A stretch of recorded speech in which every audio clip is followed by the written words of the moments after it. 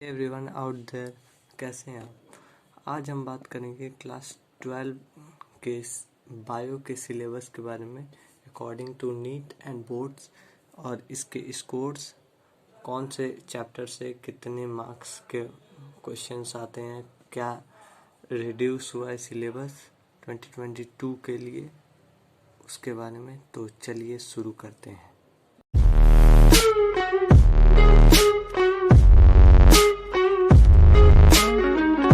I hope class 11th आपका complete हो गया होगा। लगभग सारे स्कूल्स में कोर्सेज और एग्ज़ाम्स ख़त्म हो गए हैं और आप क्लास 12 की तैयारी कर रहे हैं। तो चलिए शुरू करते हैं। क्लास 11th में लास्ट यूनिट था हमारा प्लांट ह्यूमन फिजियोलॉजी, जिसमें हम लोगों ने डाइजेशन, सर्कुलेशन एक्सेट्रा के बारे में पढ़ा था। क्लास 12 में हम पढ़ेंगे यूनिट 6 के बारे में, रिप्रोडक्शन, चैप्टर 1 रिप्रोडक्शन इन। हाँ, एक और बात, जो जो चैप्टर्स मैंने हाईलाइट किए हैं वो आपको अकॉर्डिंग टू सीबीएसई नहीं पढ़ने हैं, मतलब वो आपके सिलेबस से कट है। Chapter 1 reproduction in organisms, chapter 2 sexual reproduction in flowering plant, chapter 3 human reproduction, chapter 4 human reproduction health. इसमें आपका चैप्टर 1 कट है। अगर आप नीट की तैयारी करते हैं तो आपको सारे ही चैप्टर्स पढ़ने होंगे और सारे चैप्टर्स इम्पोर्टेंट है। इसमें मार्किंग है आपकी 14, पहले भी था और अभी भी 14 मार्क के ही क्वेश्चंस आएंगे एक यूनिट से। यूनिट 7 जेनेटिक्स एंड इवोल्यूशन, इसमें आपके 18 मार्क्स के पहले भी आते थे, अभी भी 18 मार्क्स के ही क्वेश्चंस आएंगे। जो कट हुए हैं वो मैं आगे बताऊंगा। चैप्टर 5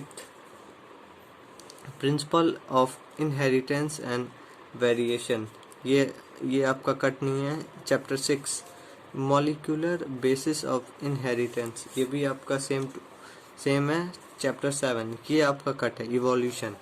ये आपको अकॉर्डिंग टू सीबीएसई मतलब एनसीईआरटी में नहीं पढ़ना है, और इससे आपको आपके 12 के बोर्ड्स में नई क्वेश्चंस आएंगे।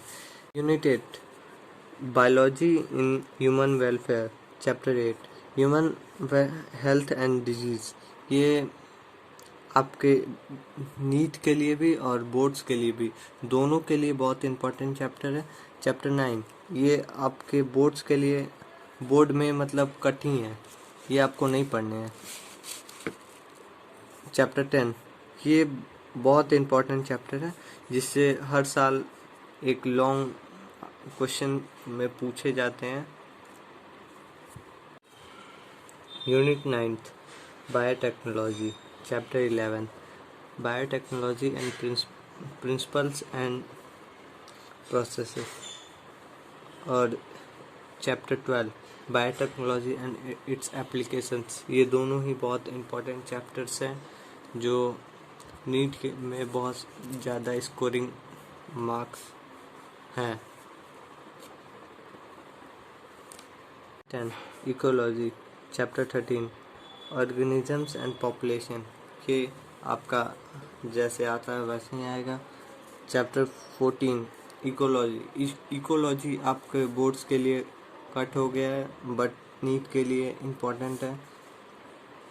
चैप्टर 15 बायोडाइवर्सिटी एंड कंजर्वेशन, ये बोर्ड्स में इससे हर साल कुछ क्वेश्चन जरूर आते हैं, 1-2 जरूर आते हैं।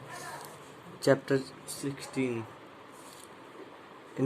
ये आप इन्वायरमेंटल इश्यूज, ये आपके बोर्ड्स के लिए इम्पोर्टेंट नहीं है और ये कट भी हो गया है, और बट ये नीट के लिए बहुत इम्पोर्टेंट चैप्टर है और आपके डे बाय डे लाइफ के लिए भी बहुत इम्पोर्टेंट चैप्टर है। बात कर लेते हैं मार्किंग के बारे में। यूनिट 6 से 14 मार्क का पहले भी आता था, अभी भी मार्क उतना ही आएगा।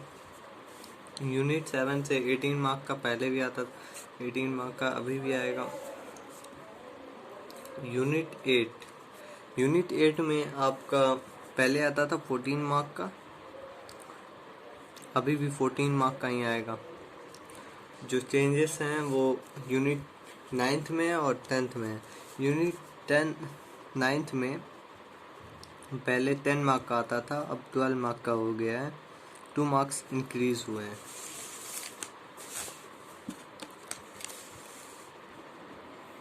यूनिट 10 में आपका पहले आता था 14 मार्क का, अब 12 मार्क का आएगा। जो बस दो ही मतलब यूनिट में चेंजेस हुए हैं, यूनिट 9th में और 10th में, वो भी 2 मार्क के। तो लगभग सेम मार्किंग ही है, बट चैप्टर्स कट हैं, इसीलिए थोड़ा ध्यान से पढ़ें। और अगर आपके पास नई एनसीईआरटी है, पुरानी एनसीईआरटी है, तो नई एनसीईआरटी में कुछ चेंजेस भी हुए हैं, जैसे कुछ पॉइंट्स इंक्रीज हुए हैं। तो जो भी नई बुक्स लें, प्लीज़ मतलब ओल्ड बुक ना लें और नई बुक लें। जैसे चैप्टर 11th में कुछ इंक्रीज हुआ है, जो लास्ट में सप्लीमेंट में जोड़ा गया है। चैप्टर फिर 5th में भी इंक्रीज हुआ है, चैप्टर 7th में भी इंक्रीज हुआ है, और चैप्टर 13 में भी हुआ है, चैप्टर 15 में भी हुआ है।